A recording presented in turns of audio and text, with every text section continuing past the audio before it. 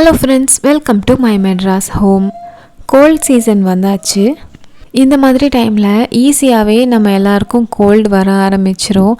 சின்னவங்களோ பெரியவங்களோ immunity கம்மியாக இருக்கும் பட்சத்தில் ரொம்பவே ஈஸியாக கோல்டு அண்ட் ஃபீவர்லாம் நம்மளை அட்டாக் பண்ண ஆரம்பிச்சிரும். ஸோ இப்போ என்ன தான் நம்ம கேன் வாட்டரோ இல்லை ப்யூரிஃபையரில் தண்ணி யூஸ் பண்ணாலுமே அதை கொஞ்சம் சுட வச்சுட்டு அதுக்கப்புறமா நம்ம குடித்தோன்னா ரொம்பவே நல்லது. ஸோ அதனால் நான் கொஞ்சம் தண்ணியை கொதிக்க வச்சு ஆற வச்சு எடுத்து வச்சுருக்கேன். அப்புறம் யூஸ்வலாக குக்கரில் தான் நான் ரைஸ் வடிப்பேன். இப்போ பார்த்திங்கன்னா நான் நார்மலாக ஓப்பன் குக் பண்ண போகிறேன். குட்டி பையனுக்கு கொஞ்சம் கோல்டாக இருந்தது, எதுவுமே சாப்பிடல. ஸோ இந்த மாதிரி இந்த அரிசி வடித்த கஞ்சி கொடுத்தா நல்லதுன்னு சொன்னாங்க. ஸோ அதுக்காக தான் நான் ஓப்பன் குக் பண்ண போகிறேன். இந்த மாதிரி டைமில் எதுவும் சாப்பிடவே மாட்டாங்க குழந்தைங்க. நம்மளுக்கே அந்த மாதிரி தான் இருக்கும். கோல்டு வந்தால் எந்த டேஸ்ட்டுமே தெரியாது.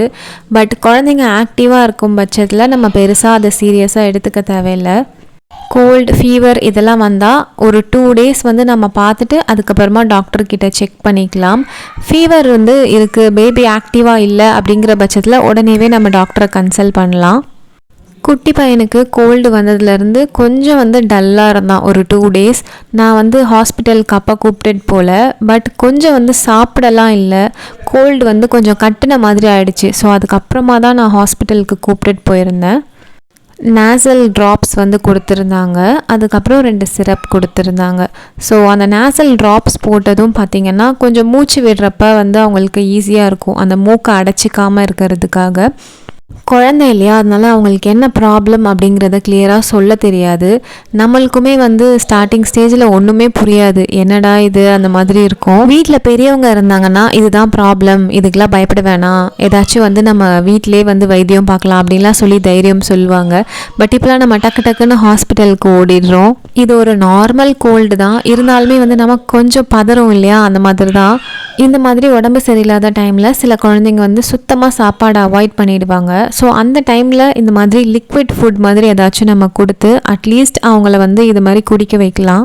எனக்கு இந்த மாதிரி சாதம் வடித்து அவ்வளோவா பழக்கம் இல்லை. ஒரு 4-5 டைம் கூட இந்த மாதிரி சாதம் வடிச்சிருக்க மாட்டேன். பட் எப்படியோ நான் இது மேனேஜ் பண்ணி கஞ்சி ரெடி பண்ணிட்டேன். கொஞ்சம் மட்டும் இந்த கஞ்சி எடுத்து வச்சுட்டு மிச்சம் சாதம் வடிய வச்சுருக்கேன். அது வடியறதுக்கு கொஞ்சம் டைம் ஆகும்.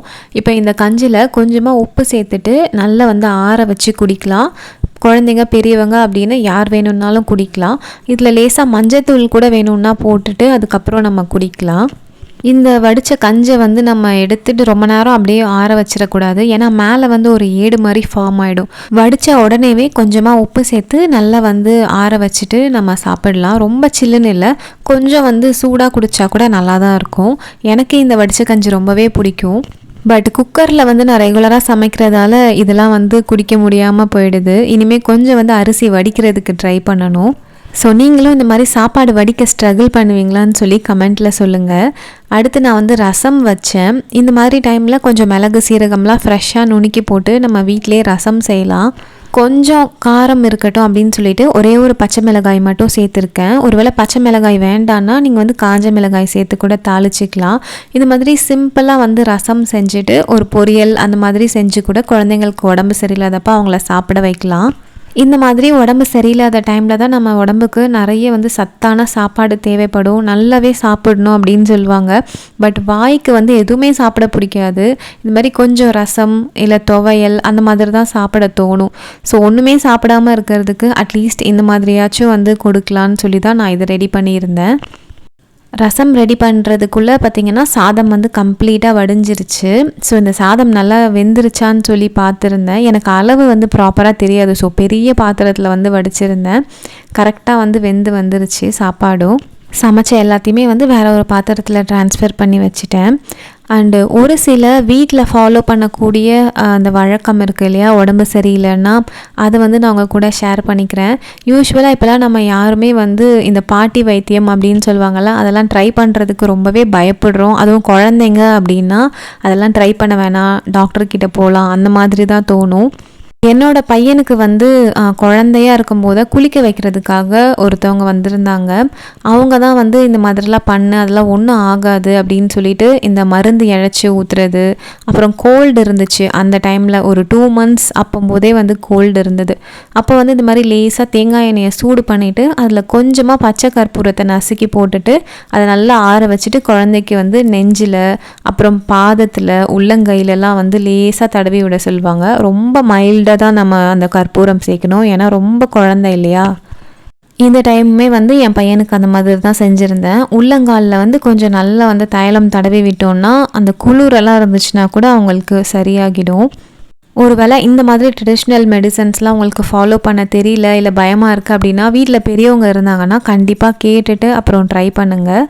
மோஸ்ட்லி இந்த மாதிரி மெடிசன்லாம் பெருசாக அலர்ஜிஸ் எதுவும் இருக்காது. மேபி 1-2 குழந்தைங்களுக்கு வந்து ஒத்துக்காமல் இருக்கலாம். அதனால நீங்கள் பெரியவங்களை கேட்டுட்டு அப்புறம் செய்கிறது ரொம்பவே நல்லது.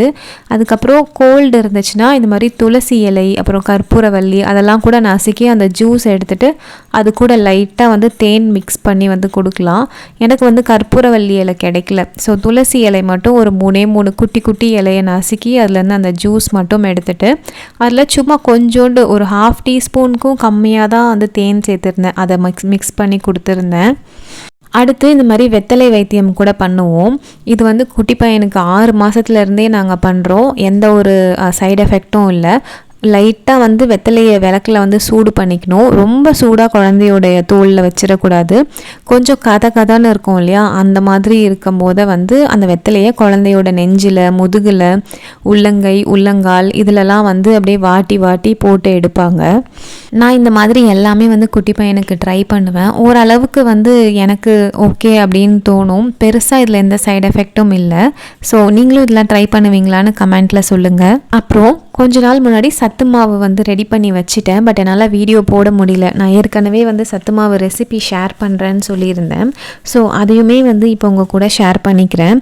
எல்லாத்தையுமே வந்து நம்ம எடுத்து க்ளீன் பண்ணி வச்சுக்கணும். ஒரு சில ஐட்டம்ஸ்லாம் வந்து கழுவி வைக்கிற மாதிரி இருக்கும். ராகியெல்லாம் வந்து கழுவி சுத்தம் பண்ணி காய வச்சு எடுத்து வச்சுக்கணும்.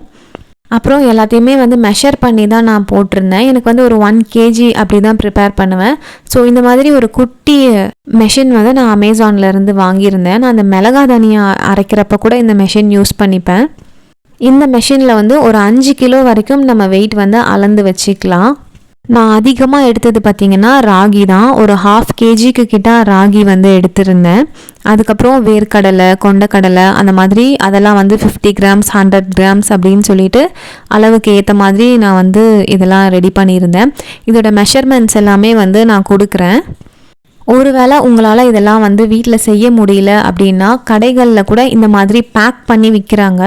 அதை வந்து நம்ம மறுபடியும் லேசாக வறுத்துட்டு அதுக்கப்புறமா அரைச்சிக்கலாம். இப்போல்லாம் ரெடிமேட் பவுடர்ஸ்லாம் கூட விற்கிது. பட் அந்த மாதிரி இல்லாமல் நம்மளே வீட்டிலே செஞ்சு நம்ம கொடுத்தோன்னா கொஞ்சம் சாட்டிஸ்ஃபேக்ஷனாக இருக்கும். நான் ரெகுலராக வந்து 1 kg அப்படின்னு அரைச்சி வச்சுக்கிறது. அது தீர்ந்து போச்சுன்னா மறுபடியும் இன்னொரு 1 kg செய்வேன். இந்த ராகியில் பார்த்திங்கன்னா அயன், கால்சியம், ஃபைபர் இந்த மாதிரி நிறைய சத்துக்கள் இருக்குது. அதே மாதிரி டெய்லியுமே நம்ம ராகி சாப்பிடலாம். அதில் எந்த சைடு எஃபெக்ட்ஸும் இல்லை அப்படின்னு சொல்கிறாங்க. ஸோ இந்த மாதிரி 2 பேட்சாக ராகியை வந்து லேசாக வறுத்து எடுத்துக்கிட்டேன். நல்லா வாசனை வர அளவுக்கு வறுத்து எடுத்துக்கோங்க. அடுத்து 100 கிராம் அளவுக்கு நான் வேர்க்கடலை சேர்த்துருக்கேன். வேர்க்கடலையில் நிறைய ப்ரோட்டீன் இருக்குது, ஃபைபர். அதுக்கப்புறமா நம்ம வெயிட் கெயின் பண்ணணும் அப்படின்னு நினச்சோன்னா வேர்க்கடலை ஒரு நல்ல ஆப்ஷன். இதில் நிறைய ஹெல்தி ஃபேட் இருக்குது. ஸோ வேர்க்கடலை தோல் உறிஞ்சி வர அளவுக்கு வந்து நல்லா வறுத்து எடுத்துக்கலாம். நான் இதில் தோல் ரிமூவ் பண்ணல. ஒரு வேளை நீங்கள் தோல் எடுக்கணும் அப்படின்னு நினச்சிங்கன்னா நல்லா ஆற வச்சு தோல் எடுத்துகிட்டு அதுக்கப்புறம் சேர்த்துக்கலாம். அடுத்து பொட்டுக்கடலை வந்து ஒரு 50 கிராம் அளவுக்கு சேர்த்துக்கிறேன். இது ஆல்ரெடி ரோஸ்ட் பண்ணதுனா நான் சும்மா லேசாக வந்து சூடு பண்ணேன். இதில் அதிகமான ஃபைபர் அண்ட் ப்ரோட்டீன் இருக்குது. அளவாக நம்ம சேர்த்துக்கணும். ரொம்ப ஜாஸ்தியாக சாப்பிடக்கூடாதுன்னு சொல்லுவாங்க. அடுத்து நான் இதில் கொள்ளு சேர்க்குறேன்.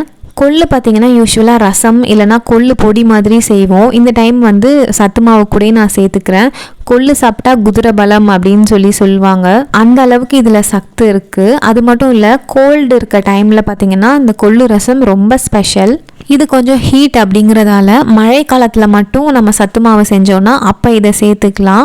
50 கிராம் அளவு கொள்ளை தான் வந்து லேசாக வறுத்துட்டு இது கூட சேர்த்துருக்கேன். அடுத்து கருப்பு கொண்ட கடலை சேர்த்துருக்கேன். இதில் கால்சியம், அயன், புரோட்டீன், மெக்னீஷியம்னு நிறைய சத்துக்கள் இருக்குது. யூஸ்வலாக அயன் டெஃபிஷியன்சி இருக்கவங்க இந்த கருப்பு கொண்ட கடலை சுண்டல் வந்து ரெகுலராக சாப்பிட்டுட்டு வரலாம், நல்லது அப்படின்னு சொல்லுவாங்க. இதையுமே வந்து லேசாக வறுத்துட்டு இது கூட சேர்த்துருக்கேன். ஏற்கனவே இது நல்லா வந்து காஞ்சி தான் இருக்கும், ஸோ ரொம்ப நேரம் வறுக்க தேவையில்லை. அடுத்து பச்சை பயிறு, இதுவுமே வந்து ஒரு 100 கிராம் இல்லை 50 கிராம் அளவுக்கு நம்ம சேர்த்துக்கலாம். இதுலேயுமே நிறைய அயன், விட்டமின் சி, கால்சியம்லாம் இருக்குது. இந்த பச்சை பயிரை வந்து நல்லா ஊற வச்சு முளை கட்டி சாப்பிட்டா அதுவுமே வந்து வெயிட் கெயினுக்கு ஹெல்ப் பண்ணும் அப்படின்னு சொல்லுவாங்க. இதையுமே ஒரு மீடியம் ஃப்ளேமில் லேசாக வாசனை வர அளவுக்கு வறுத்து எடுத்து வச்சுக்கலாம். அடுத்து 200 கிராம் அளவுக்கு பார்லி அரிசி வந்து நான் எடுத்து வச்சுருக்கேன். ஆக்சுவலி பார்லியை தனியாகவே நம்ம வந்து ஊற வச்சு கஞ்சி மாதிரி ப்ரிப்பேர் பண்ணி குடிக்கலாம், அதுவுமே ரொம்ப நல்லது. நான் இந்த சத்து மாவோடையே சேர்த்துட்டா அது தனியாக வந்து நம்ம செய்ய தேவையில்லை, சத்து மாவு கஞ்சோடைய அந்த பார்லியோட சத்தும் நமக்கு கிடைச்சிரும். நான் கொஞ்சம் அதிகமாக ஆட் பண்ணியிருக்கேன். பார்லிலையுமே ஃபைபர், அயன்லாம் வந்து நிறைய இருக்குது, ஸோ உடம்புக்கு ரொம்பவே நல்லது. இந்த பார்லியில் உப்புமா மாதிரிலாம் கூட நம்ம செஞ்சு சாப்பிடலாம், ரொம்பவே நல்லது. அடுத்து ஒரு 50 கிராம் அளவுக்கு சிகப்பரிசி சேர்த்துருக்குறேன். ஒருவேளை சிகப்பரிசி இல்லை அப்படின்னா நீங்கள் இதுக்கு பதிலாக இன்னும் கொஞ்சம் அதிகமாக மற்ற பொருட்கள் வந்து சேர்த்துக்கலாம். என்கிட்ட சிகப்பரிசி கொஞ்சம் இருந்ததால் இதோட மிக்ஸ் பண்ணிக்க போகிறேன். லேசாக வந்து அந்த வாசனை வர அளவுக்கு வறுத்து இது கூட சேர்த்துக்கலாம். அடுத்து மக்காச்சோளம் வந்து சேர்க்க போகிறேன். இது வந்து ஒரு 50 கிராம் அளவுக்கு தான் சேர்க்குறேன். நல்லா காஞ்ச மக்காச்சோளம் வந்து கடைகளில் கிடைக்கும். இதுலேயுமே வந்து நிறைய சத்துக்கள் இருக்குது. லேசாக வந்து வறுத்துட்டு இதையுமே வந்து மற்ற பொருட்கள் கூட நம்ம வறுத்து வச்சுருக்கோம் இல்லையா, அது கூட சேர்த்து நல்லா ஆற வச்சுக்கலாம். நீங்கள் இதில் பாதாம், முந்திரி அந்த மாதிரி கூட சேர்த்துக்கலாம். என்கிட்ட பாதாம் மட்டும்தான் இருந்தது, அதனால் இதை சேர்த்துருக்கேன். ஒருவேளை இந்த பாதாம், முந்திரி இதெல்லாம் சேர்க்க முடியல அப்படின்னா இன்னும் கொஞ்சம் அதிகமாக வேர்க்கடலை சேர்த்துக்கலாம். பாதாம், முந்திரியை விட வேர்க்கடலையில் இன்னும் அதிகமாகவே வந்து சத்து இருக்குது அப்படின்னு சொல்கிறாங்க. இது கூடவே கொஞ்சமாக வந்து வாசனைக்காக ஏலக்காய் சேர்த்துருக்கேன். சும்மா ஒரு சின்ன துண்டு சுக்குமே வந்து சேர்த்துருக்கேன். ஸோ நம்ம எடுத்து வச்ச பொருட்கள் எல்லாத்தையுமே வந்து நல்லா வறுத்து ஆற வச்சுருக்கேன். இது நல்லா ஆறுனதும் நான் வெயிட் எவ்வளோ இருக்குதுன்னு சொல்லி மெஷர் பண்ண போகிறேன். அதே மாதிரி நீங்கள் மாவு மெஷினில் கொடுத்து அரைச்சிட்டு வர போகிறீங்க அப்படின்னா இந்த மாதிரி ஸ்டீல் பாத்திரம் யூஸ் பண்ணுறது நல்லது. ஏன்னா அரைச்சி கொடுக்கும் போது ரொம்பவே சூடாக இருக்கும் அந்த மாவு, அதனால பிளாஸ்டிக் கண்டெய்னர்ஸ் யூஸ் பண்ணாமல் ஸ்டீல் பாத்திரம் வந்து யூஸ் பண்ணலாம். அதே மாதிரி அளவுமே வந்து நம்ம கொண்டு போகிறத விட மாவாக அரைச்சி வரும்போது ஜாஸ்தியாக இருக்கும். ஸோ கொஞ்சம் பெரிய கண்டெய்னர்ஸ் எடுத்துகிட்டு போனோன்னா மாவுக்கு வந்து இடம் கரெக்டாக இருக்கும். ஸோ இதெல்லாமே வந்து நல்லா ஆறிடுச்சு. இப்போ இது வந்து எவ்வளோ இருக்குதுன்னு சொல்லி மெஷர் பண்ணி பார்க்கலாம்.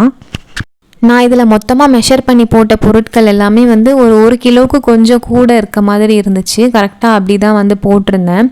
ஸோ எல்லாத்தையுமே ஆட் பண்ணி பார்க்கும்போது 1 கிலோ 50 கிராம் கிட்ட வந்து இருந்துச்சு. இதை அரைக்கிறதுக்கு வந்து எனக்கு 25 ரூபா வந்து கேட்டிருந்தாங்க 1 கிலோவுக்கு.